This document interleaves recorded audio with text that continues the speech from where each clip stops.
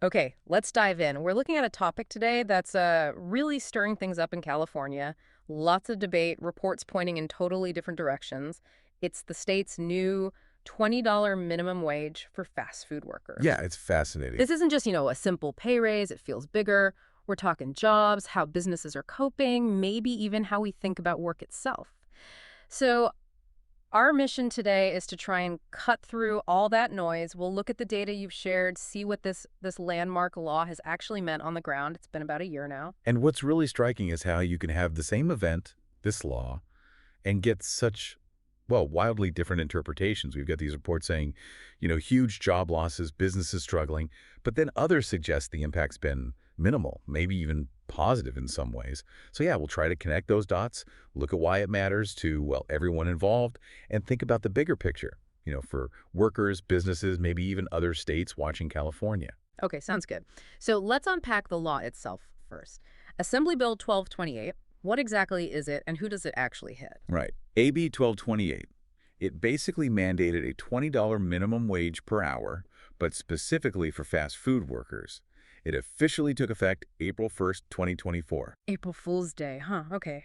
Yeah, and it targets the big chains. So any fast food brand with 60 or more locations nationwide, that adds up to roughly 15,000 restaurants across California. 15,000. Wow. And it's important to know who owns these places, right? Because large chains makes you think giant corporations, but the sources say something different. That's a really crucial distinction. It gets missed a lot. The vast majority, like nearly all of those 15,000 spots, they're actually run by small business owners, franchisees, often family-owned businesses, people in the local community. They aren't these huge global entities themselves. Right, so they're local operators using the brand. Exactly. Which means that pretty huge jump in wages, like 25% overnight for the old $16 minimum. That financial pressure lands squarely on those thousands of local, often family-run businesses. Okay, so that sets the stage. Now, let's turn to what some reports are calling the hard lesson. There are estimates suggesting that in the first year, so April 24 to April 25, roughly, California's fast food sector lost. What was the number? 18,000 jobs? That's the figure some reports are citing, yeah. Yeah. 18,000 jobs potentially gone.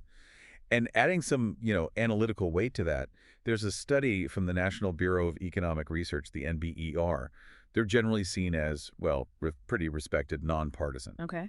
Their study looked closely at AB 1228's impact, and they found fast food employment in California dropped by about 3.2%, which really stands out because during the same time, the rest of the U.S. actually saw slight growth in that sector. So it diverged from the national trend. Exactly. The NBER pointed out that before the law, California's fast food job numbers basically mirrored the rest of the country. But after AB 1228 kicked in, according to their analysis, it started to shrink noticeably. And we're hearing from business owners too, right? Like that McDonald's franchisee, Scott Rodri, he runs 18 restaurants. He called it the most serious challenge for entrepreneurs he's faced. That's pretty strong language. Definitely. And are there other specific examples of businesses struggling? Well, yeah, there are reports that Pizza Hut and Round Table Pizza laid off around 1,500 delivery drivers across the state. They apparently shifted to using third-party apps, like Uber, Lyft, DoorDash. Because those drivers are contractors, not employees subject to the $20 wage. Precisely. That's a key loophole or workaround, depending on how you see it. We also heard about 18 Subway shops in Redding, California, family-owned places. They just closed overnight. And there's this general observation, you hear it anecdotally in some reports, that businesses are looking at states with lower labor costs, places like Texas, Florida, the Carolinas. Because they just can't compete anymore or feel they can. Right. Struggling with competitive, having to make tough calls like layoffs. And another big response when labor costs shoot up is automation, right? Absolutely. Some sources say major chains like McDonald's have supercharged automation. You see these graphs sometimes showing job numbers dipping as wages climb. Kiosks and apps replacing cashiers and order takers. Exactly. The idea is if human labor gets too expensive, businesses will inevitably invest in technology instead.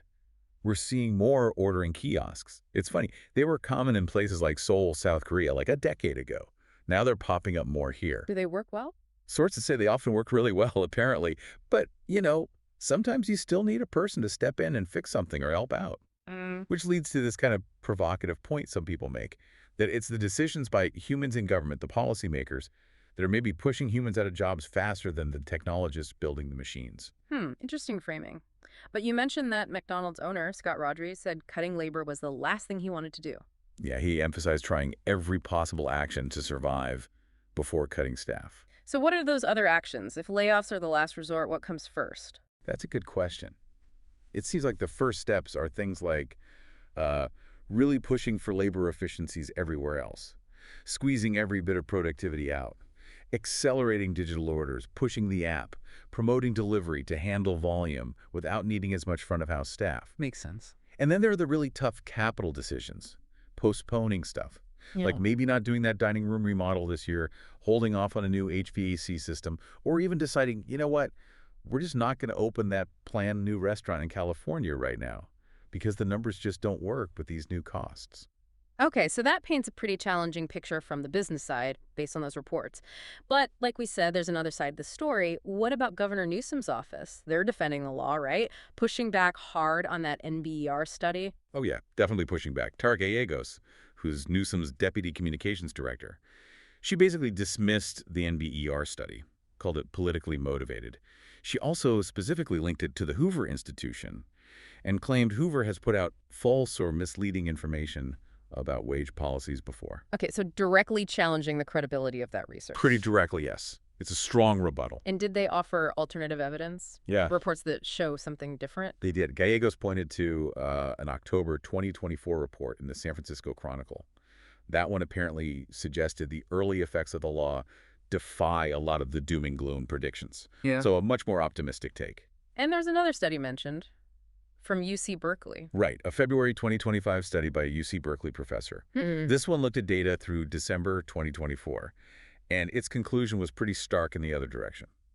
It found no negative effects on fast food employment. Zero. No negative effects at all. That's completely opposite to the NBER findings. Completely. This Berkeley study actually suggested a few positive things, too.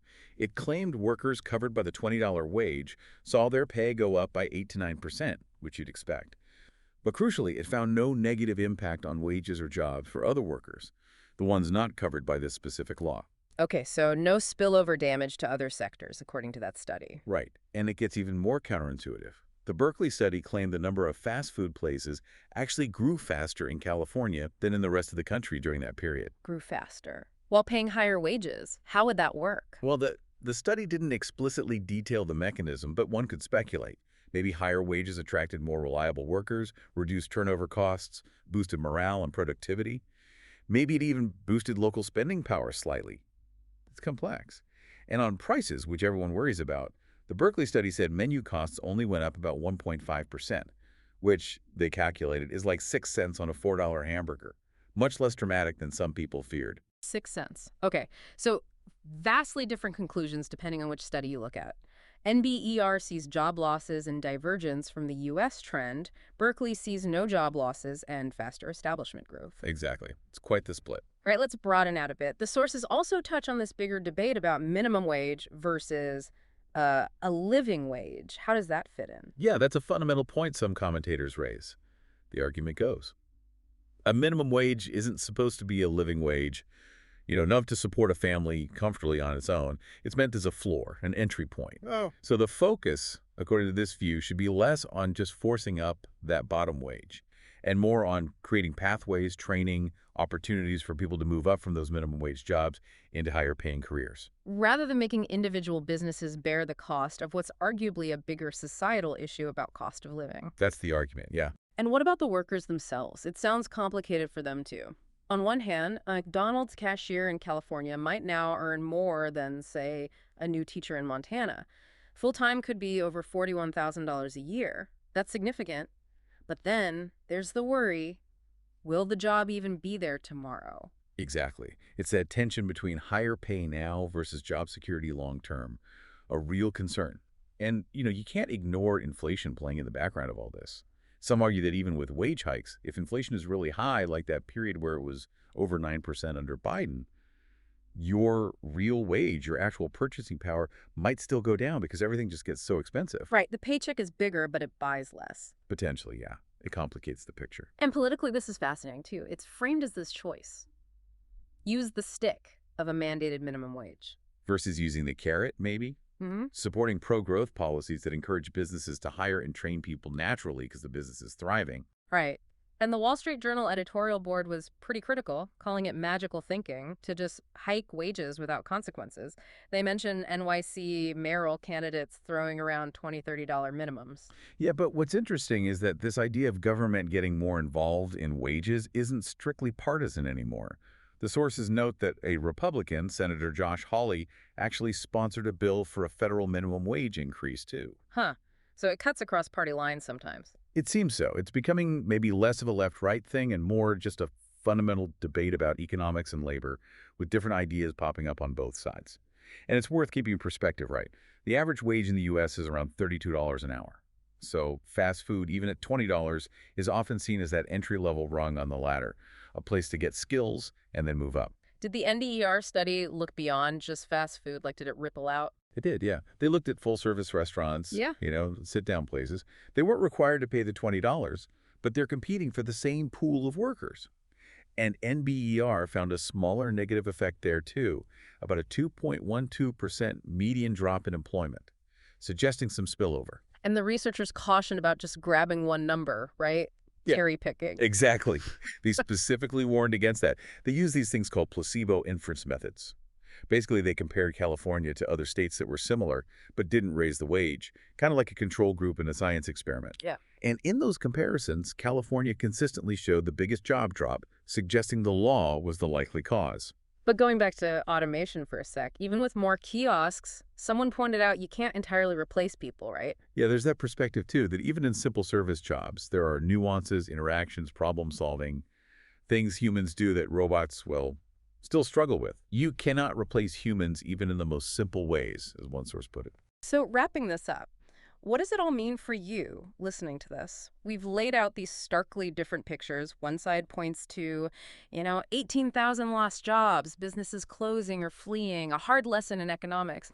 But then you have the governor's office, UC Berkeley, saying, nope, no job losses, maybe even growth, prices barely budged. It's genuinely confusing. It really is, and it throws up this huge question, right? When we make big policy changes like this, how do we even measure if it worked? Is it just about the number of jobs? Or do wages count more? What about new businesses opening? Or inflation?